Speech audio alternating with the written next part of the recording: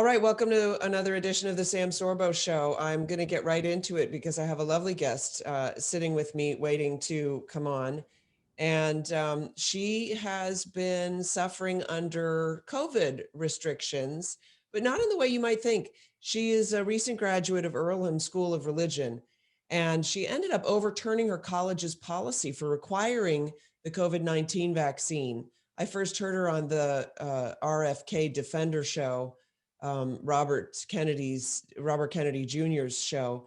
And I reached out to ask her to come on because she is standing up to a lot of backlash for her stance on freedom. I'm welcoming to the show right now, Cait Corrigan. Welcome. Hi, thank you so much, Sam. It's so great to be on the show. Thank you You're for having me. Yeah, well, thank you for coming on and for standing strong despite all the backlash that you got. I guess we should just really start right at the beginning. Just start with the beginning of your story, because initially your stance was actually not that far off, according to most of the people that you went to school with, right? Definitely, yes. So I got my bachelor's degree in human rights studies at Earlhamn College. And then I was in a master's program through Earlhamn School of Religion, which is a branch of Earlhamn College. And so for the 5 years that I was a student there at Earlhamn College and Earlhamn School of Religion, I had a religious exemption that was accepted. I've had a long-standing religious exemption in my life.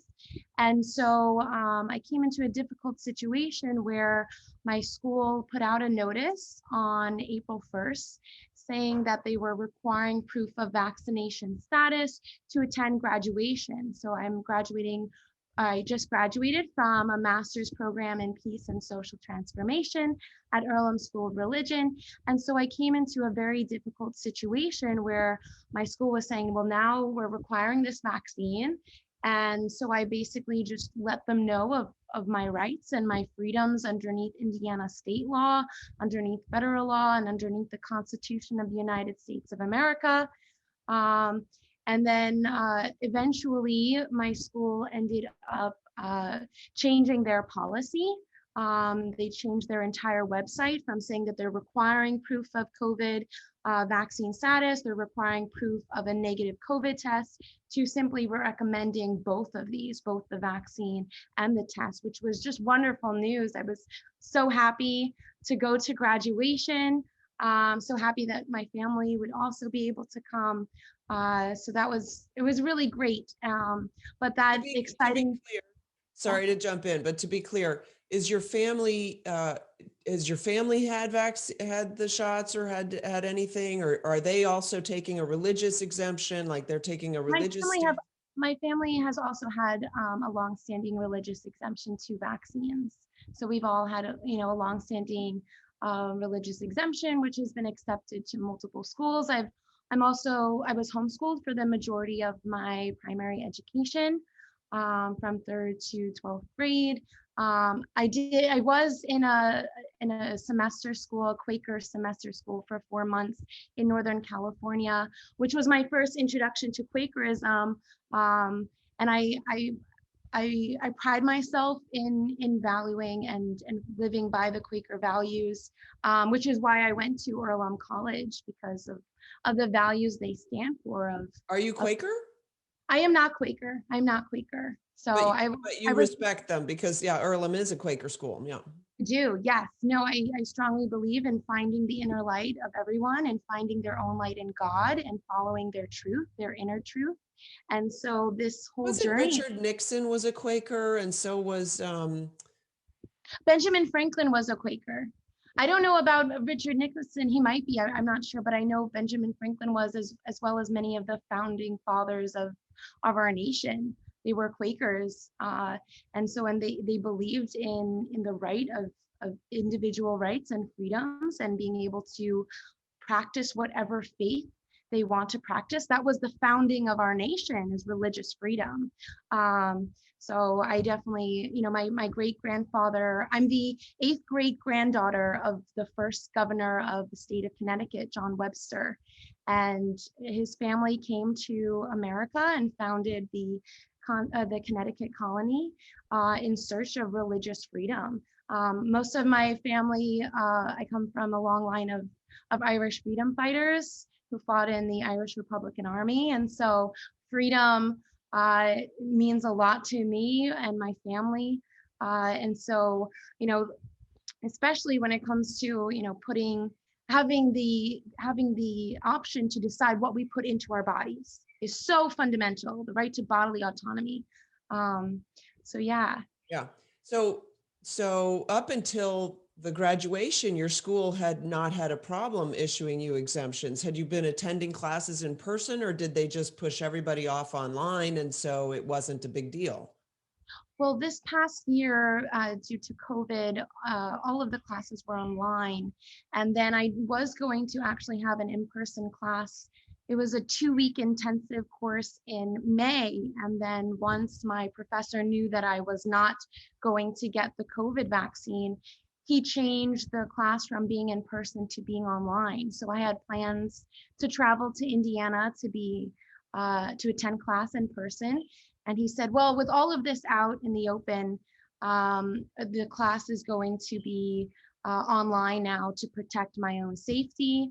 And so that class totally changed the whole how it was going to run. And then I was actually removed from an online class. So I have my last requirement Okay. for my degree was, oh, go ahead, Sam. Sorry, before we get to that, I want to clarify. So they changed the graduation policy basically for you because you were like, hey, you can't do this. Did you get a lawyer involved also at that point, or was it just through your letters to them? Well, at that point, they hadn't replied to my last email for multiple weeks. So then I contacted the senator in my district in Indiana, and then I contacted the Attorney General's office in Indiana, and they recommended that I file complaints with the Indiana Commissioner for Higher Education, as well as the Indiana Commissioner for Civil Rights. And from there, both organizations did their own investigations.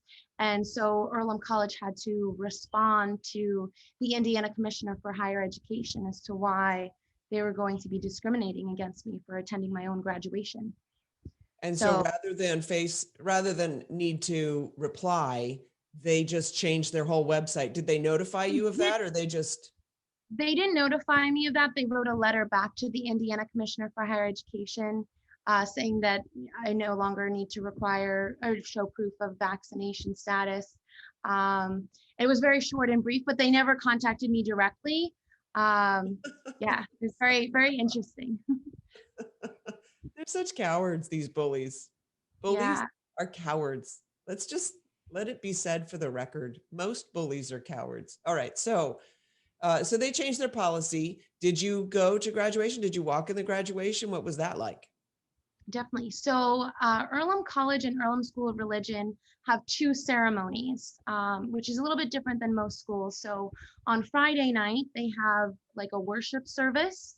And then on Saturday, they have the typical graduation where you walk, you get your diploma, etc.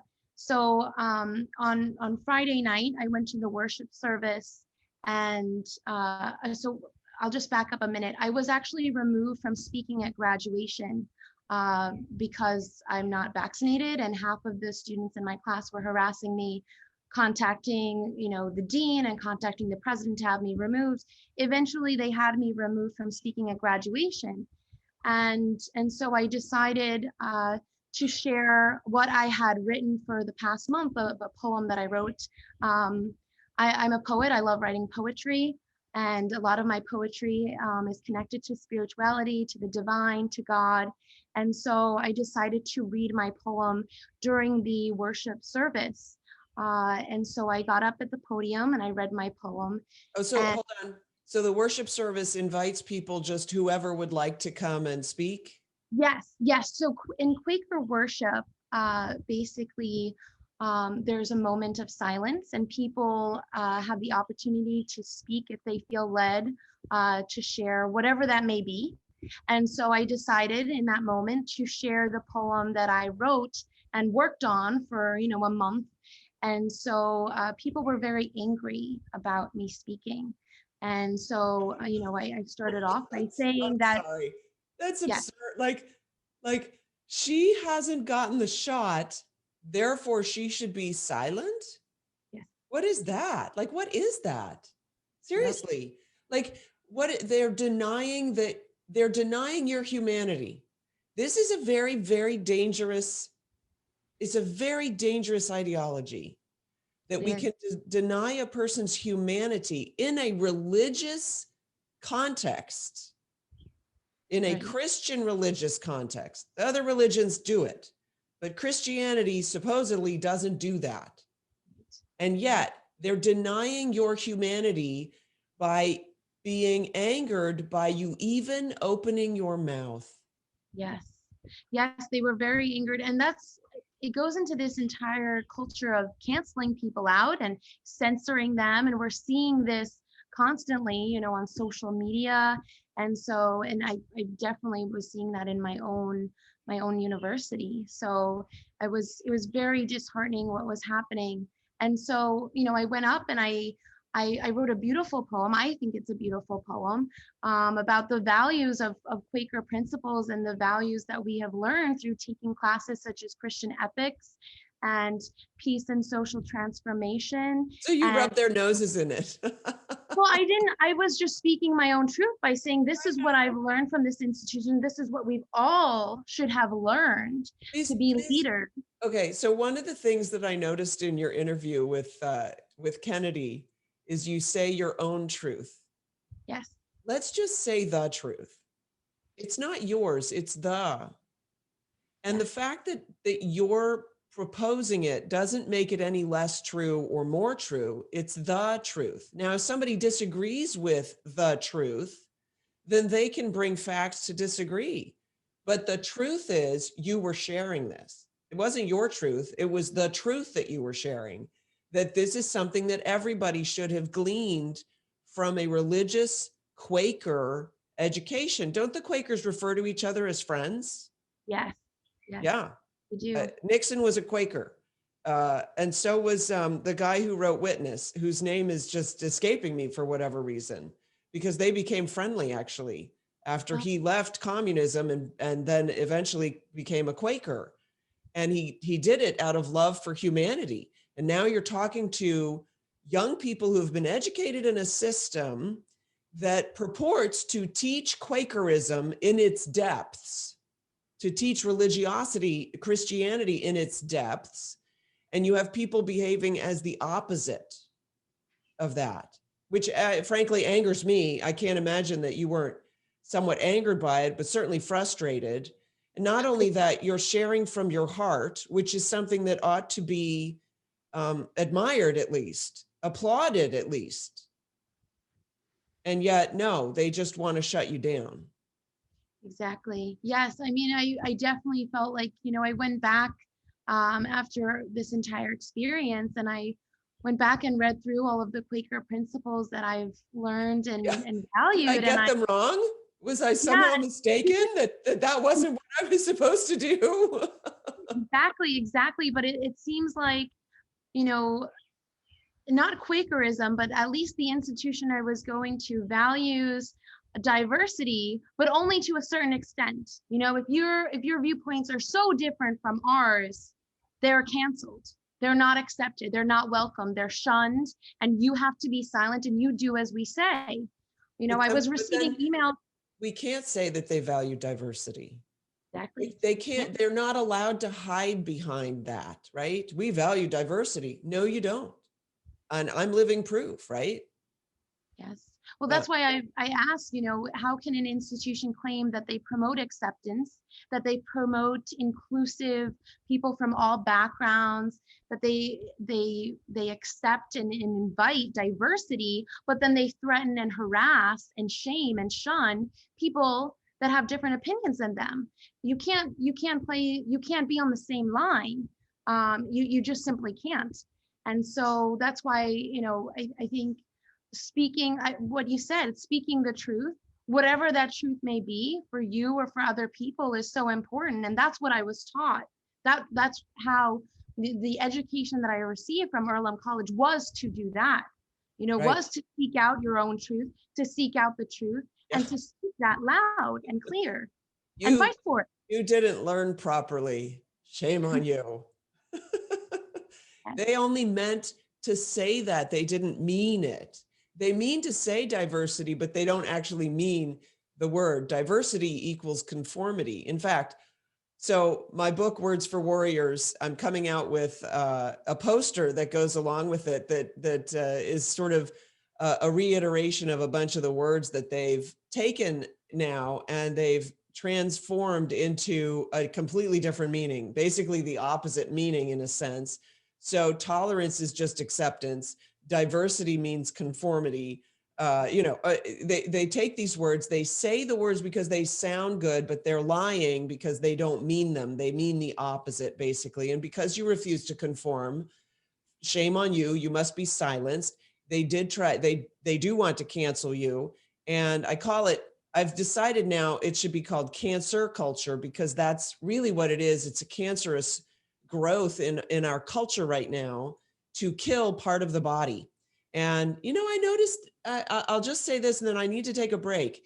I went to my physical therapist who does massage in order to heal people, and this thing occurred to me, I can't massage somebody or different people for 8 hours a day. Like that's just not what I do. And I Right. couldn't do it. And if we were all created the same, then we would all be massage therapists. But thank goodness that we're not, that there is diversity, regardless of whether other people want to believe it or support it or say they support it, but not support it, right? We ought to be grateful for the diversity that we have. You're a poet. God bless you. I'm not a poet, but I sure have a lot of respect for people who can manipulate words and use them as if they were paints and paint a canvas with those words. I think it's phenomenal. My daughter also is somewhat of a poet with her language use, and I find it astonishing. So listen, we're going to take a quick break. Cait Corrigan is with me. This is the Sam Sorbo Show. If you're listening on radio, I will be right back. If you're and for the second part of this interview, I would urge you to go to sorbos.locals.com where it will be posted also in video. If you're watching on video, then you can also go to sorbos.locals.com for the second part of this interview.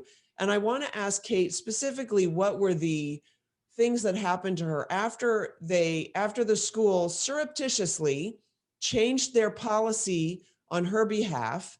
The people found out about it and they were not happy. You heard about what happened at the church service, but when we continue this interview at sorbos.locals.com, I will ask her about the various different responses that she got from so many of the people who are teaching Christian ethics and behavior. Stay tuned. Hi there, Sam Sorbo here with a big update. I will be speaking at a conference in July 23rd through 25th. It's called the Understanding What is Happening in America and What to Do About It conference in Birmingham, Alabama. I encourage you to come out and join me, Eric Metaxas, C.L. Bryant, and Tom Askell, together with Larry Alex Taunton.